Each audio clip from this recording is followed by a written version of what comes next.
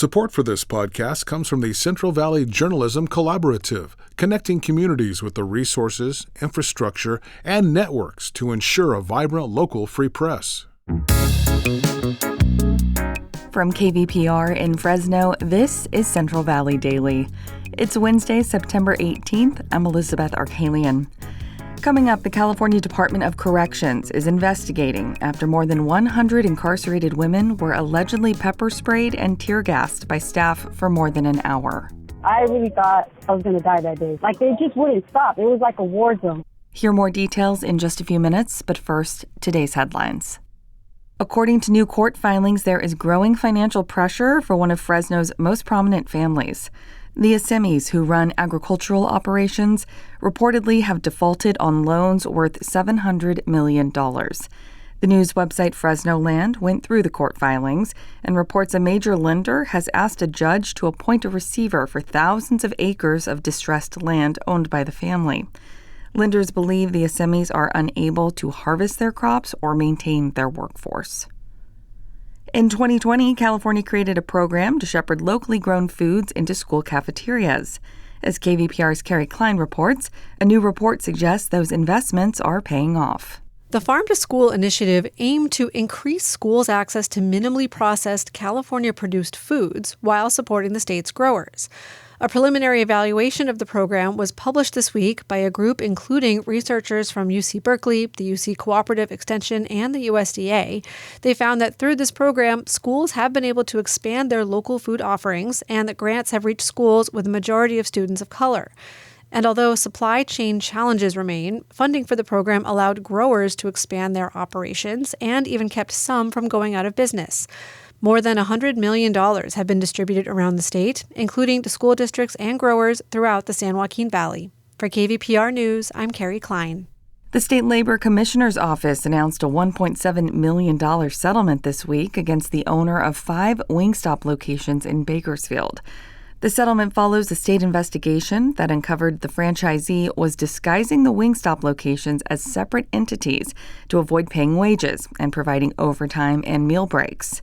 The settlement impacts at least 550 employees. State regulators were first tipped off about the scheme in 2020 when complaints were made about workers being denied payments. Crowds gathered across California last night to get a glimpse at an astronomical triple whammy, the super blood moon eclipse. In Bakersfield, Mercedes Flores performed a ritual. Kind of on the witchy side of it. I'm going to actually be doing my own release ritual tonight, so just writing down during the lunar eclipse what I no longer want within me, what no longer serves me, and then I'll go home and burn it. Patrick Nassar was simply pleased to see the rare event from Panorama Park. We were expecting maybe a little bit more, but anything up in space that we can see that's out of the ordinary, why not? Come check it out. The Earth's shadow appeared to take a nibble out of the very top of the moon until shortly after 8 p.m. Unlike the solar eclipse earlier this year, no special equipment was needed to see this phenomenon. KVPR is in the midst of our fall membership campaign. We're public media, and that means we rely on listeners like you to fund everything we do, from podcasts like this one to news on our website and radio broadcasts on 89.3 in Fresno and 89.1 in Bakersfield. Support local journalism in your community with a donation now. Go to kvpr.org/donate to become a member today. And now to our main story.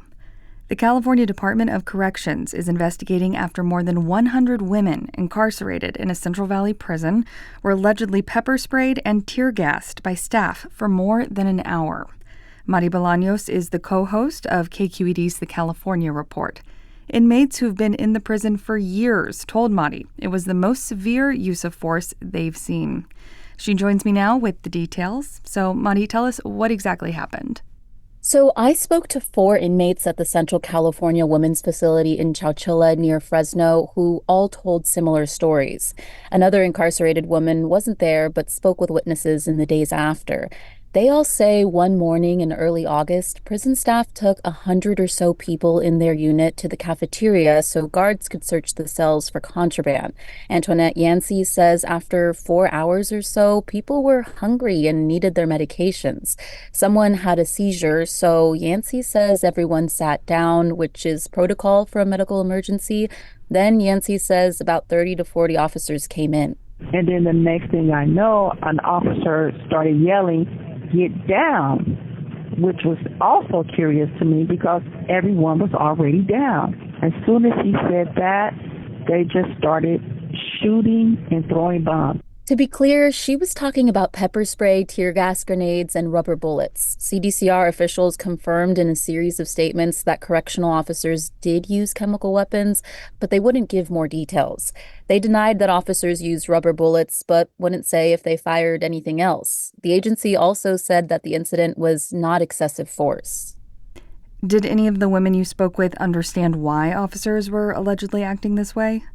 They say it was totally unprovoked, but the CDCR statement said a fight broke out between inmates, then the more than 100 incarcerated people became, quote, disruptive, and officers quelled the incident. The women I spoke to all said the sergeant in charge, Fernando Arroyo, was responsible. CDCR wouldn't verify his rank or role in this and wouldn't make him available for an interview, and I couldn't reach him by phone. What we can see is public records show a Sergeant Fernando Arroyo worked at the Chowchilla facility until at least 2023, and an ongoing civil suit accuses a Chowchilla prison officer named Fernando Arroyo and many other prison officers of sexual assault and sexual battery. So how did this incident in the cafeteria end? Well, according to the 4 women, officers zip-tied everyone's hands behind their backs and took them into the yard. Janine Ramirez said officers threw more tear gas at them. I really thought I was going to die that day. Like, they just wouldn't stop. It was like a war zone. She says after about an hour, prison staff took everyone back to their cells. The CDCR said 3 people were hospitalized for breathing problems. Madi, is what you've described out of the ordinary at the Chowchilla facility? Well, CDCR's statement says they are concerned about the incident and are investigating. They say prison staff subsequently trained on what they call appropriate incident response, and some staff are being redirected, but they declined to explain what that means. I spoke with 3 attorneys who monitor California's prisons. They're concerned the CDCR internal investigation may not provide accountability because Chowchilla officials have a history of looking the other way. For example, just last week, the U.S. Department of Justice launched an investigation into sexual abuse claims at the facility. We asked CDCR to respond to the attorneys' concerns, but they said it's an ongoing investigation and they can't comment beyond the initial statement they gave. That was Madi Bolanos with KQED's The California Report. Thanks for joining me, Madi. Thanks for having me. And that does it for today. Thank you for listening. If you have feedback on today's episode or a story idea, you can email us at podcast@kvpr.org. It's only our second week of production here at Central Valley Daily. If you like what you've been hearing, help us build some more momentum by leaving a 5-star rating in your podcast app. Or even better, share the podcast with a friend. We really appreciate it. Today's episode was produced by Jonathan Linden and KVPR with support from the Central Valley Journalism Collaborative. I'm Elizabeth Arkalian. Find the latest local news anytime at kvpr.org. All I want, I got all I